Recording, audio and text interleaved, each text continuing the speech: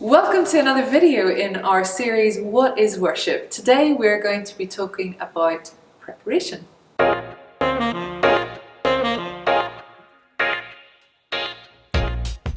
Debut, preparation. We used this word a lot over the last few weeks. We used it at a team night and gave like an idea of what we might think preparation means and what we expect.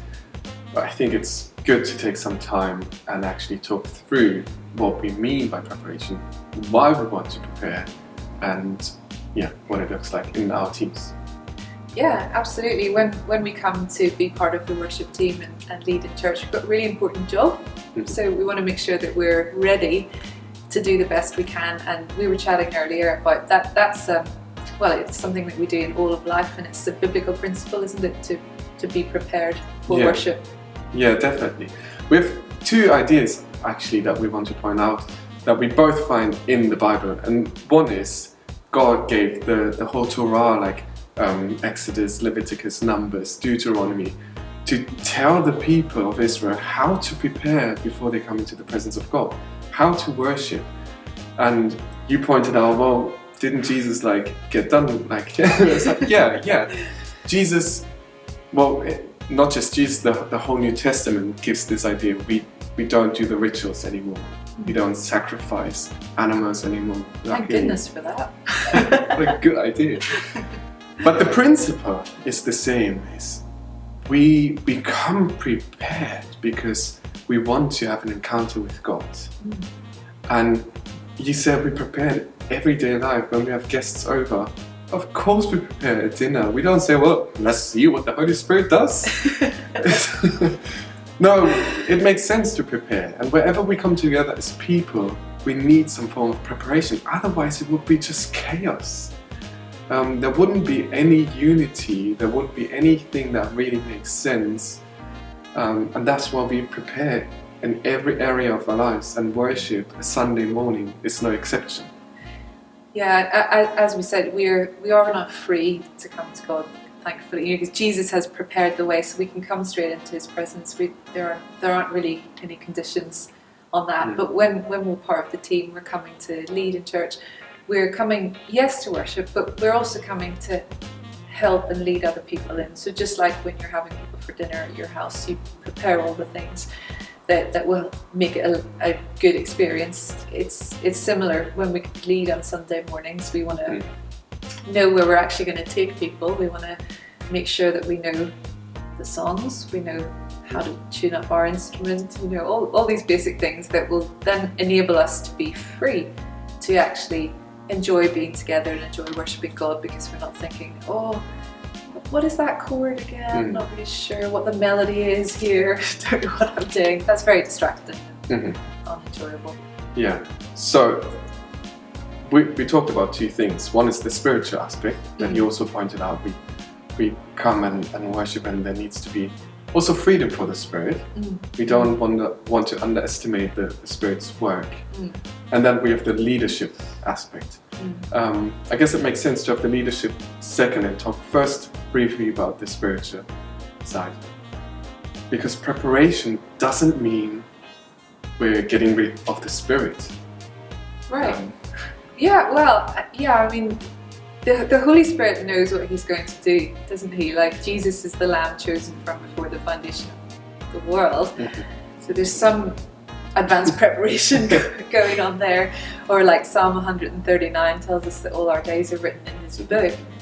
So we might not know what He's going to do, but He knows what He's going to do.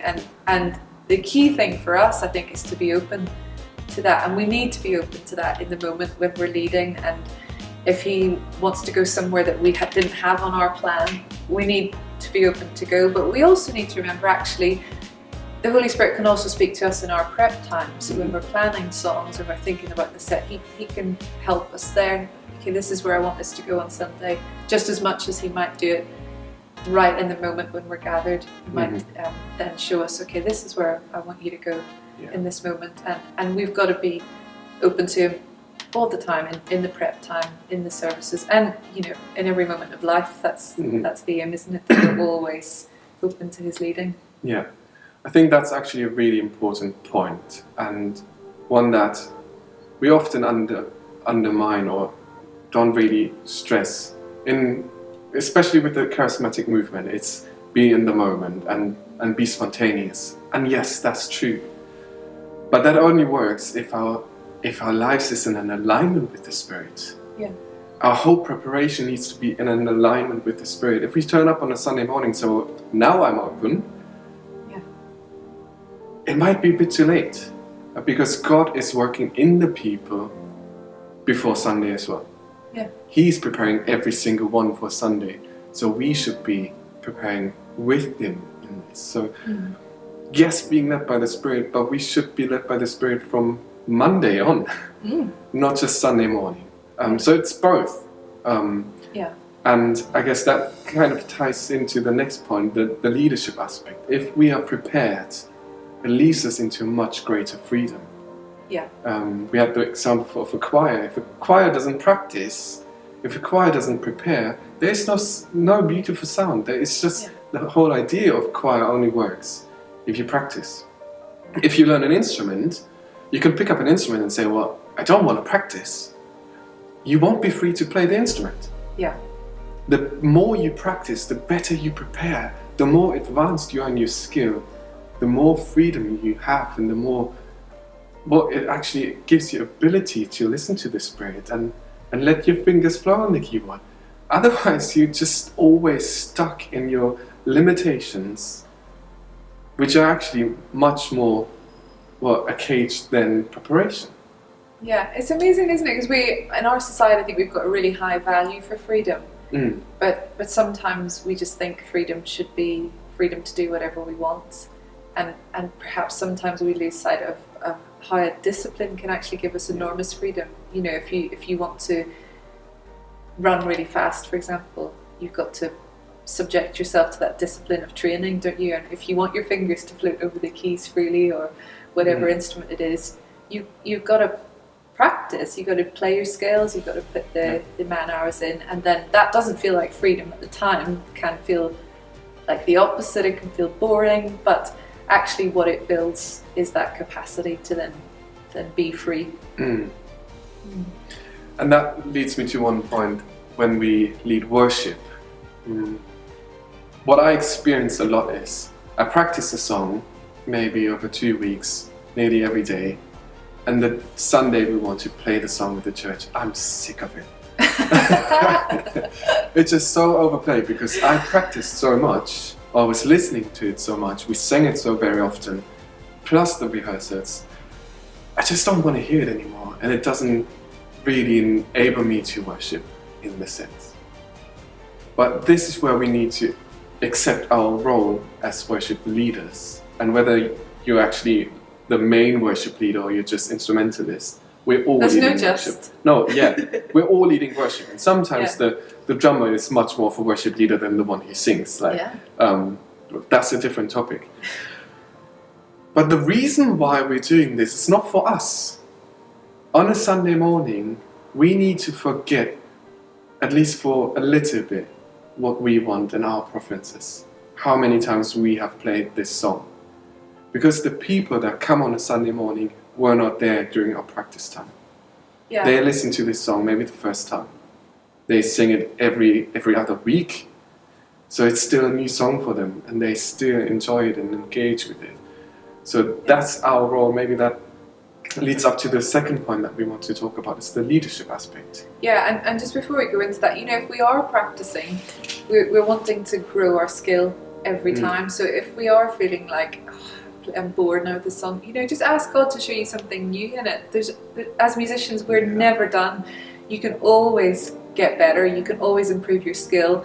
And a lot of these songs we play, there's richness in them. There's always more that God can reveal to you, or more that you can experience in your life, the truth of what you're singing about. One of the songs I love is 10,000 Reasons, and Matt has that line, sing like never before, oh my soul. And I'm often challenged when I sing it, well, am I just rolling it out, or am I singing it like never before? Because right now, in this moment, I've got a new opportunity to bring an offering of worship to God, and this is unique and distinct because it's this moment. Yeah, write that down. So yeah, you know, I think we're always looking for something new when we're in our practice as well. So when we come to lead, there's more depth and more richness in what we bring. Yeah, we could give a whole list, I guess, of methods how to newly engage with a song that is overplayed. One really easy thing that helps me and also helps me in the preparation is just pray the lyrics. Strip back the music, just sit down with the text and pray the text. That's maybe one practical thing. Yeah. Okay, what does it look like for St. Peter's people to prepare as a musician, Debbie?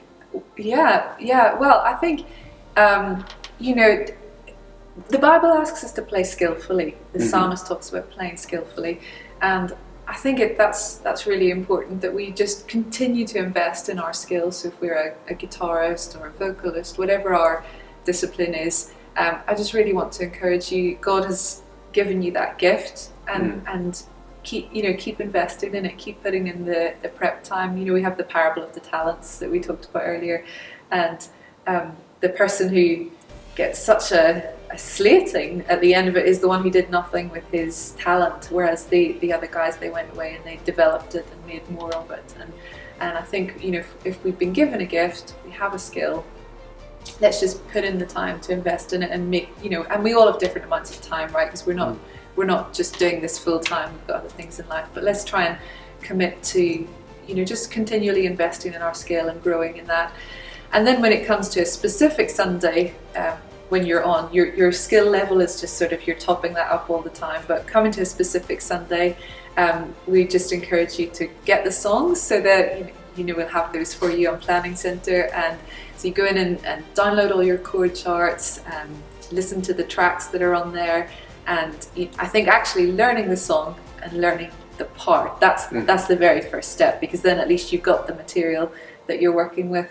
But often I like to just have the songs on my phone, and then I'll listen to them in the week if I'm in the car, or if I'm, you know, doing the dishes or something. I'll just stick the playlist on and sing through it. So it just kind of soaks in the week. So I'm in the mode of those songs. So I guess there's two parts of really sitting down with your instrument and your charts, making sure you know exactly what you're playing, and then just soaking in the sound of it. Listen to them as much as you can, so that you're really, those songs are in your spirit when you come on Sunday. Yeah. That's really helpful. Techie's got to prepare too, though, right? We have to prepare. And I guess for many people this might be a really new idea, but that's why we're doing team night and everything together, because we are one team. And a Sunday morning really shows what that means. And if we don't work as a team, you definitely see the outcome, and it's not very pleasant. So how do we prepare? We basically do the same. We listen to the songs. For the sound people, we want to learn what the song sounds like. How do harmonies work in the song? And you don't have to be a musician to do that. All we have to do is to get a feeling for what we want it to sound like. It reminds me of a video I saw many years ago that absolutely unskilled, never played an instrument, never sang people, like really no idea of music, are able to conduct an orchestra. Wow, yeah. Just by listening to the music and knowing what they want it to sound like. Yeah. And that's the same for us as sound people. We want to have an understanding of what it should sound like, and then try to replicate that. Yeah, I think that's so important, because I think the tech team often attracts people who are really technically capable, which obviously we need. That's kind of get you off the starting blocks, but it's the having in your mind that idea of, okay, this is how it should sound, even more so than this is how to switch it on, which of course we need, but how do we mix this, how do we balance it all out, how do we make it sound good? So listening to good music is so important. Always a good idea. And for Sunday also we need to know who is leading, because sometimes Debbie is leading one song, and then for example Ewan is leading another song, or even within a song you swap, and that needs to be reflected on what we're doing. Like whoever's leading needs to be the dominant voice. So that's our part, that's our responsibility as sound people. Yeah. Visuals is the same. We need to be prepared, we need to know the song. Yeah. And we need to follow whoever is worship leading. So know the song, know what it sounds like when we're going into chorus. Music is usually very repetitive, or it's very methodological. Yes. This word. It follows a pattern. So Yeah. you can actually hear where a song is going if you know the song. Even though you change the order of the song, you can still follow the lead. Yeah. And I was thinking about it this morning. Maybe at some point, actually, I would like to introduce the in-ear monitoring for us technicians as well, so we can hear what Debbie's saying to the band. When she said, "Let's repeat the chorus," it makes sense for us to know that. Yeah. Yeah. And it's easier to follow. Otherwise, we still have the ability to listen to the music, to listen to what the band is doing. Yeah. And the same for even the live stream people. When we're operating the cameras, we want to know who we want to focus on. Just being aware of where should we go, being prepared, knowing what is happening. So not to be perfect in what we're doing, not to deliver a show, but to enable people to worship. Yeah, absolutely. And actually, for the tech team, that rehearsal time when we're pre-service, when we're going through that's where you learn a lot of those things.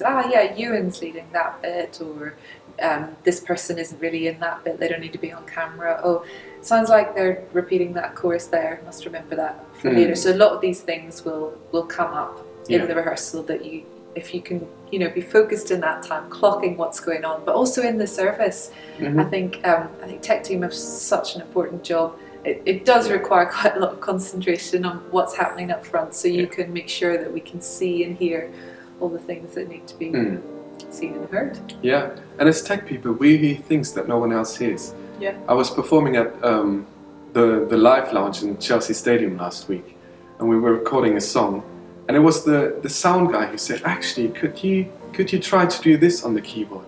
Because it might work better with the vocals. I can hear it on my headphones.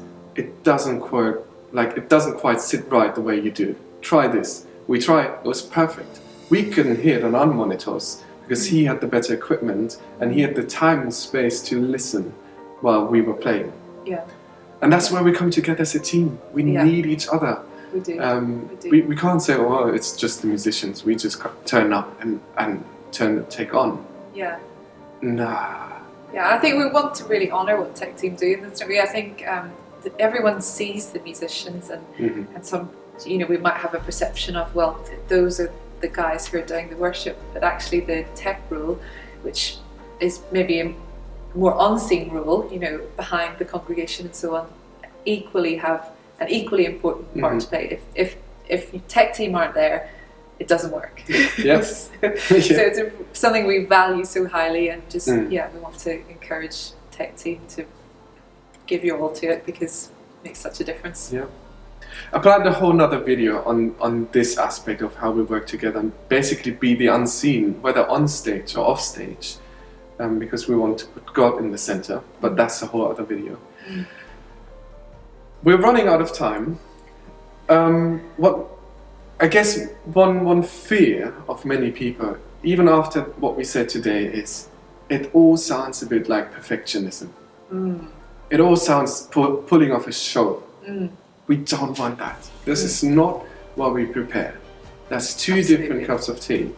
And we want to dedicate next week's video to this topic. What is perfectionism, and how can we avoid perfectionism by still bringing excellent worship? So that's next week's video. So tune in. See you then.